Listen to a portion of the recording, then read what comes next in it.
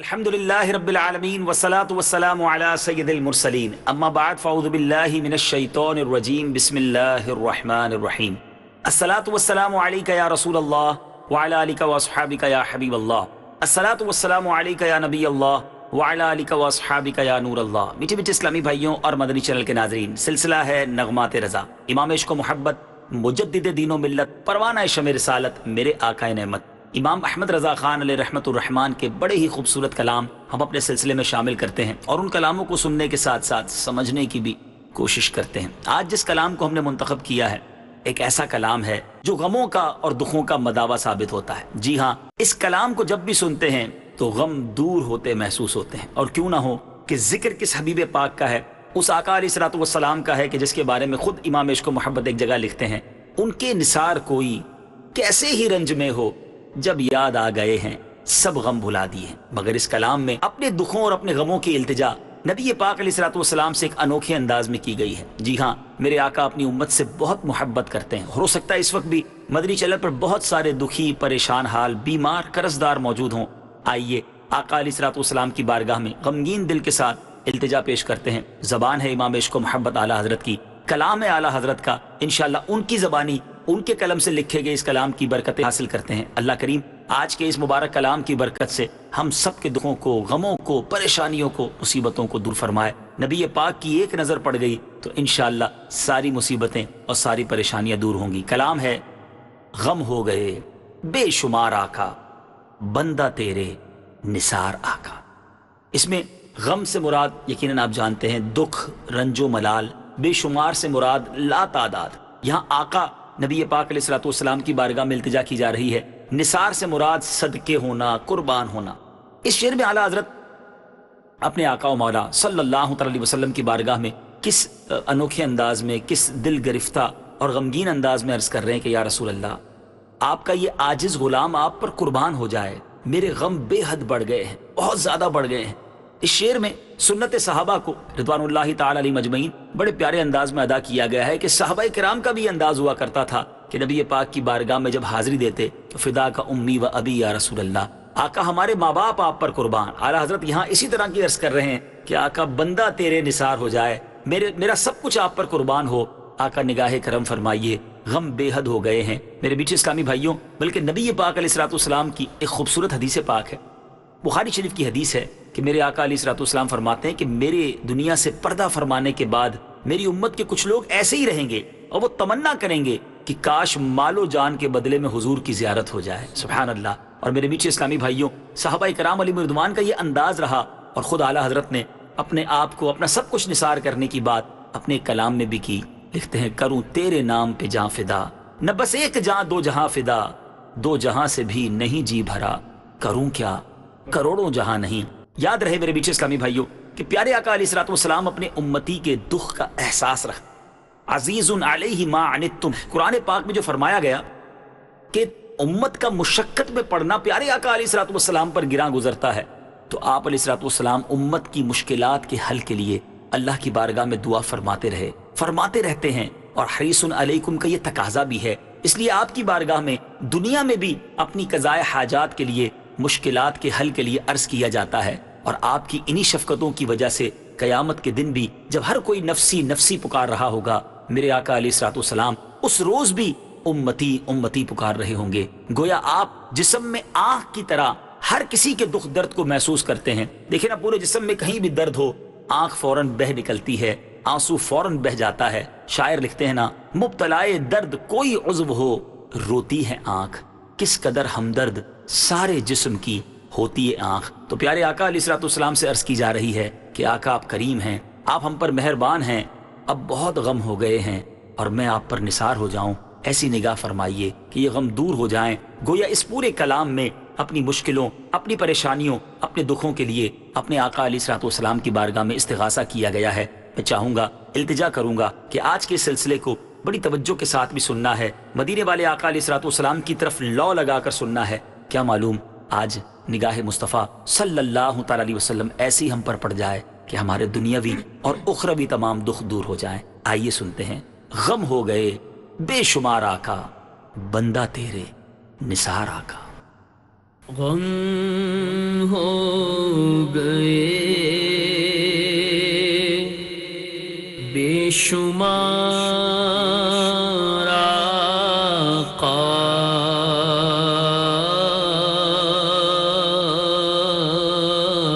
غم ہو گئے بے شمار آقا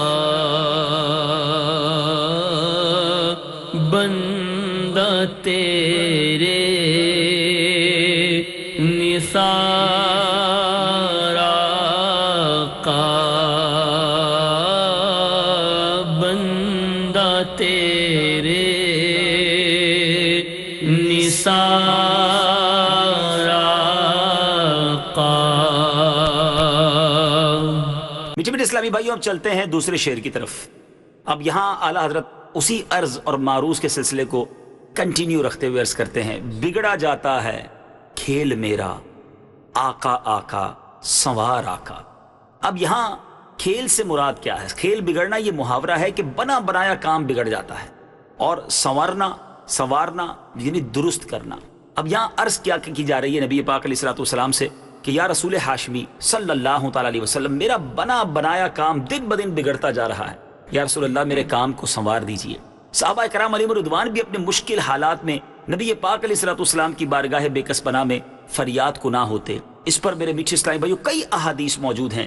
ایک بار عہد فاروقی تھا، حلب کے لشکر جرار سے جب مسلمانوں کی جنگ ہوئی تو مسلمانوں کا شعار اور انداز ہی یہ تھا، نبی پاک تو اپنے مزار میں جلوہ فرما تھے، مگر صحابہ کرام یا محمدہ یا محمد صلی اللہ علیہ وسلم کہہ کر پیارے آقا کو اس جنگ کے دوران پکارا کرتے، نبی پاک سے استغاثہ کیا کرتے، اور ان نعروں کی برکت سے، ان استغاثوں کی برکت سے کئی بار جنگ میں فتح نصیب ہوئی۔ بلکہ ایک بار طبرانی شریف میں ہے کہ نبی پاک علیہ الصلوۃ والسلام حضرت میمونہ رضی اللہ تعالی عنہا کے گھر قیام فرما تھے، رات کو نماز کے لیے اٹھ کر وضو فرمایا اور 3 بار لبیک فرمایا کہ تیری مدد کی گئی، اور فرمایا تیری مدد کی گئی۔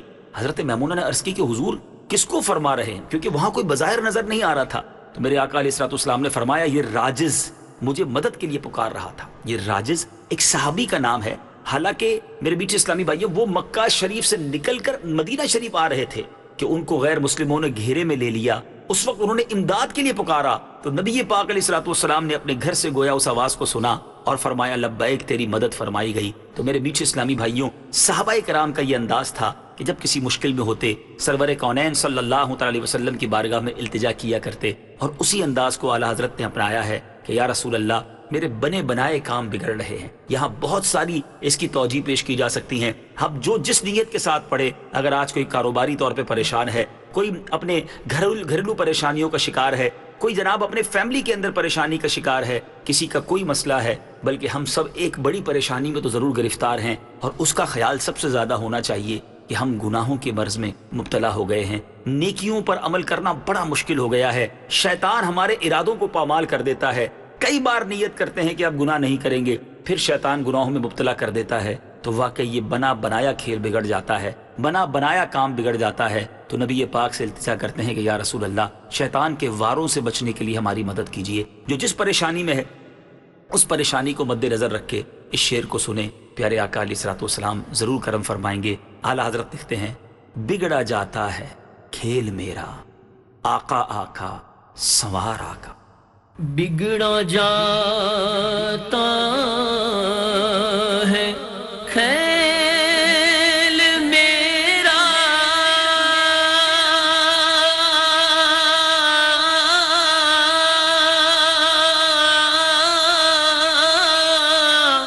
بگڑا جاتا ہے کھیل میرا آقا کا سنوار آقا کا سنوار آقا۔ اللہ اللہ اللہ۔ اگلا شعر، مجدار میں آ کے ناؤ ڈوبی، دے ہاتھ کے ہوں میں پار آقا۔ نبی پاک علیہ الصلوۃ والسلام سے کیا خوبصورت انداز ہے التجا کرنے کا۔ اب یہاں مجدار سے مراد بھنور ہے، اور یہ نارملی جب کسی کشتی کو دیکھا جاتا ہے کہ وہ بیچ سمندر میں پھنس جاتی ہے، ایک بھنور آ جاتا ہے یا وہ پرخچے اڑنے والا طوفان آ جاتا ہے تو منجدھار اسے کہا جاتا ہے۔ ناؤ سے مراد یہاں کشتی ہے۔ اب یہ اعلیٰ حضرت امام اہل سنت کس محاوروں کے استعمال کے ساتھ اپنی زندگی کی ناؤ، اپنی زندگی کی کشتی کے بارے میں التجا کرنے کہ یا رسول اللہ اب میری جو کشتی ہے وہ طوفان میں پھنس گئی ہے، کیسے پار ہوگا، یہ سارا زندگی کا جو سفر ہے یہ کیسے آگے بڑھے گا؟ یا رسول اللہ اپنا ہاتھ دیجئے، آپ امت کے ناخدا ہیں، آپ امت کی کشتی کے نگہباں ہیں، کرم کیجئے کہ میری یہ کشتی کنارے لگ جائے۔ نبی پاک علیہ الصلوۃ والسلام کی نگاہ کرم ہوئی تو انشاءاللہ ہمارا بھی بیڑا پار ہو جائے گا۔ اب اس میں بہت سارے تصورات شامل کیے جا سکتے ہیں، جیسا کہ میں نے شروع میں کہا، کوئی دنیاوی پریشانیوں کو بھی مد نظر رکھ کے پیارے آقا کی بارگاہ میں التجا کر سکتا ہے، اور جو اپنی آخرت کے بارے میں فکر مند ہیں، ہم سب کو ہونا چاہیے، تو وہ بھی التجا کر سکتے ہیں کہ یا رسول اللہ ان گناہوں کے سمندر سے، ان گناہوں بھرے معاملات سے میں کیسے پار لگوں گا، ایمان سلامت لے کر دنیا سے کیسے جاؤں گا؟ یا رسول اللہ اپنی کرم نوازی فرمائیے۔ بہت سارے اس طرح کے وظائف بھی تو ہیں جس میں نبی پاک سے ہاتھ پکڑنے کی التجا کی گئی ہے۔ یا رسول اللہ انظر حالنا، یا حبیب اللہ اسمع قولنا، اننی فی بحر ہم مغرق خذ یدینا سہل لنا اشقالنا۔ آقا ہمارا ہاتھ پکڑیے اور ہمیں اس مصیبت سے، اس پریشانی سے نجات دلائیے۔ یہاں بھی پھر میٹھے اسلامی بھائیوں، امام بخاری نے ایک بڑی پیاری حدیث لکھی ہے کہ حضرت عبداللہ ابن عمر رضی اللہ تعالیٰ عنہما کا پاؤں مفلوج ہو گیا، پاؤں میں آپ نے دیکھا ہوگا سن ہو جاتا ہے پاؤں، تو کسی نے آپ کو علاج بتایا کہ لوگوں میں جو سب سے زیادہ آپ کو محبوب ہے اس کو یاد کیجیے۔ تو حضرت عبداللہ ابن عمر رضی اللہ تعالیٰ عنہ چلا کر کہا یا محمد، یعنی آپ نے نبی پاک علیہ الصلوۃ والسلام کو پکارا، ابھی پکارنا تھا، پیارے آقا کی طرف التجا کرنی تھی کہ وہ پیر درست ہو گیا۔ سبحان اللہ، صحابہ کرام ہر لمحے، ہر مصیبت میں اپنے آقا کو یاد کیا کرتے، اور اعلیٰ حضرت امام اہل سنت نے یہی انداز اپنایا ہے کہ حضور کرم کیجیے، میری کشتی پار لگا دیجیے۔ کیا لکھتے ہیں؟ منجدار پہ آ کے ناؤ ٹوٹی، دے ہاتھ کے ہوں میں پار آقا۔ منجھدار پہ آ کے ناؤ ٹوٹی، ہائے ہائے ہائے،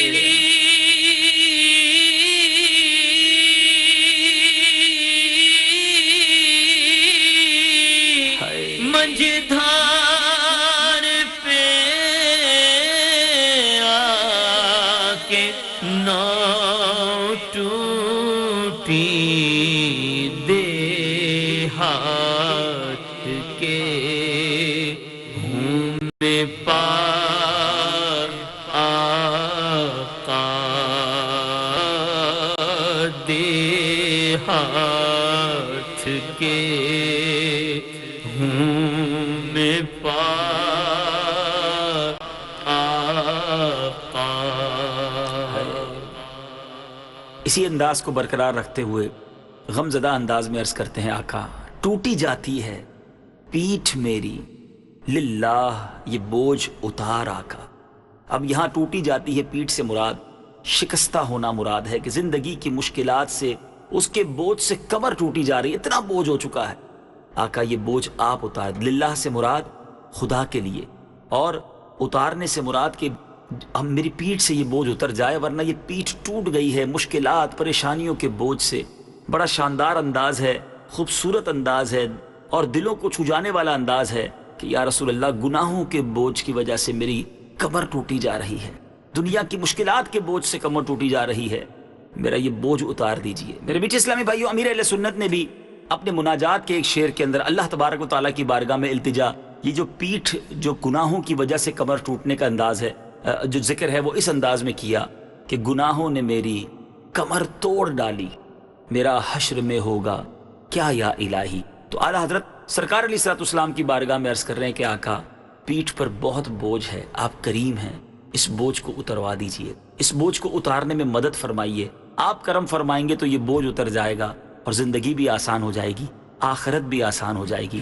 کیا خوب بات لکھتے ہیں کہ ٹوٹی جاتی ہے پیٹھ میری للہ، یہ بوجھ اتار آقا۔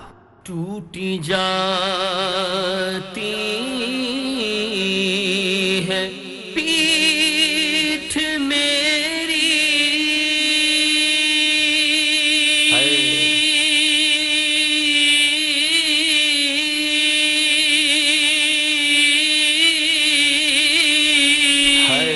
ٹوٹی جاتی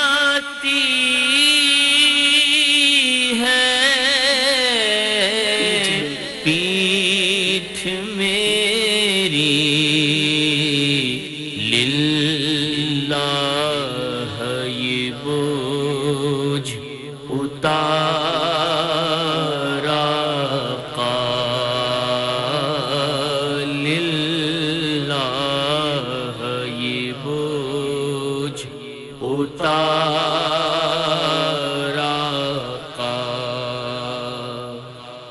اگلے شعر میں میزان عمل کا تذکرہ ہے اور کس انداز میں ہے۔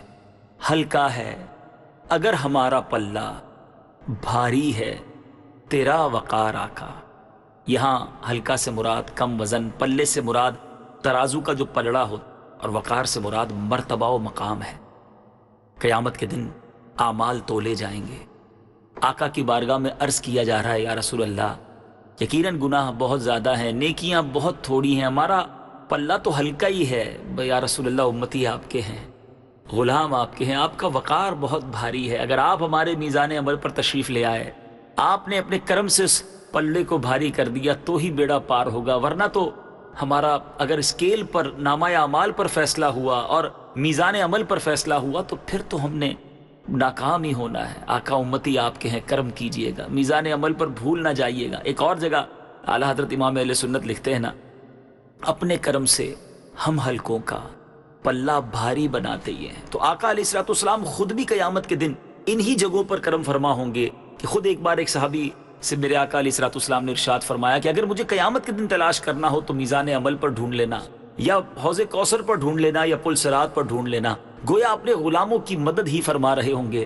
تو اعلیٰ حضرت اس دن کی یاد کرتے ہوئے پیارے آقا سے التجا کس خوبصورت انداز میں کر رہے ہیں کہ آقا ہلکا ہے اگر ہمارا پلہ، بھاری ہے تیرا وقار آقا۔ ہلکا ہے اگر ہمارا پلہ،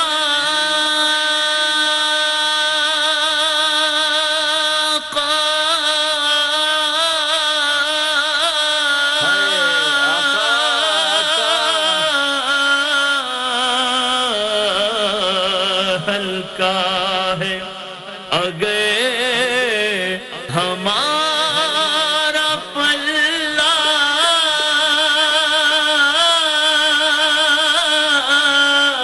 ہلکا ہے اگر ہمارا پلہ، بھاری ہے تیرا وقار آقا، بھاری ہے تیرا وقار آقا۔ اللہ اللہ، وہی انداز ہے آقا۔ مجبور ہیں ہم تو فکر کیا ہے، تم کو تو ہے اختیار آقا۔ یہاں مجبور سے مراد بے بس ہے، اختیار سے مراد طاقت و قدرت ہے۔ آقا سے عرض کی جا رہی حضور اگر ہم بے بس و مجبور ہیں تو کوئی بات نہیں، ہمارے آقا تو وہ ہے نا جو با اختیار ہیں۔ اللہ تبارک و تعالیٰ نے بہت سارے اختیارات سے نوازا ہے۔ نبی پاک علیہ الصلوۃ والسلام کی اس حدیث کی طرف گویا شعر میں اشارہ ہے کہ پیارے آقا علیہ الصلوۃ والسلام نے فرمایا کہ اللہ عز و جل نے مجھے اختیار دیا کہ میں اپنی آدھی امت جنت میں داخل کرا لوں یا شفاعت کا اختیار لے لوں۔ تو آقا فرماتے پس میں نے شفاعت کا اختیار لے لیا کیونکہ یہ زیادہ عام اور کافی ہے۔ اور پھر فرمایا کیا تم سمجھتے ہو یہ شفاعت متقی ایمانداروں کے لیے ہے؟ نہیں، بلکہ میری شفاعت بڑے بڑے گناہگاروں کے لیے۔ اعلیٰ حضرت خود ہی لکھتے ہیں نا، کیا ہی ذوق افزا شفاعت ہے تمہاری واہ واہ، قرض لیتی ہے گناہ پرہیزگاری واہ واہ۔ یاد رکھیے گا کہ قیامت کے دن ایک ہی ہستی ہے جس کی چلنی ہے۔ احادیث میں یہ مضمون ملتا ہے کہ میرے آقا سجدے میں جب امت کے لیے فریاد رسی کر رہے ہوں گے تو ارشاد ہوگا اے محمد صلی اللہ تعالی علیہ وسلم سر اٹھائیے، مانگیے آپ کو عطا کیا جائے گا، آپ جو فرمائیں گے اس کی وہ بات پوری کی جائے گی۔ اللہ غنی، اس دن بھی اختیار اللہ کی عطا سے ہمارے آقا علیہ الصلوۃ والسلام کو ہوگا۔ تو آقا علیہ الصلوۃ والسلام کی بارگاہ میں اسی بات کو عرض کیا جا رہا ہے کہ آقا محشر کے دن ہم تو بے بس ہوں گے، ہم تو مجبور ہوں گے، اتنے گناہ ہیں کہ جواب بھی نہیں ہوگا، بس امید یہ ہے کہ آپ با اختیار ہیں اور آپ با اختیار ہو کر اپنے امتیوں کو ضرور شفاعت کی نوید سنائیں گے اور اپنے ساتھ جنت میں لے جائیں گے۔ اسی توقع اور اسی امید کو ایک شاعر نے کیا خوب لکھا نا، محشر ہے اگر محشر کس بات کا ہم کو ڈر، ہم جن کے سناخواں ہیں وہ بھی تو وہاں ہوں گے۔ ایک اور شاعر لکھتے ہیں نا، دوزخ میں تو کیا میرا سایہ نہ جائے گا، دوزخ میں تو کیا میرا سایہ نہ جائے گا، کیونکہ رسول پاک سے دیکھا نہ جائے گا۔ بہت خوبصورت انداز ہے، بڑی پیاری سیکوینس ہے، سنتے جائیے اور میدان محشر اور آخرت کے ان تصورات میں کھوتے جائیے اور آقا کی بارگاہ میں التجا کرتے جائیے۔ مجبور ہیں ہم تو فکر کیا ہے، تم کو تو ہے اختیار آقا۔ مجبور ہیں ہم تو فکر کیا ہے،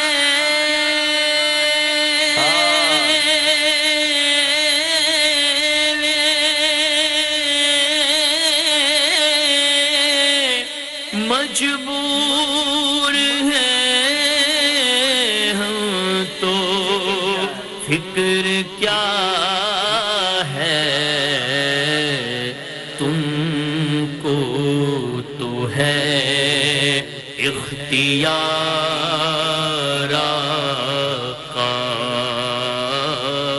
تم کو تو ہے اختیار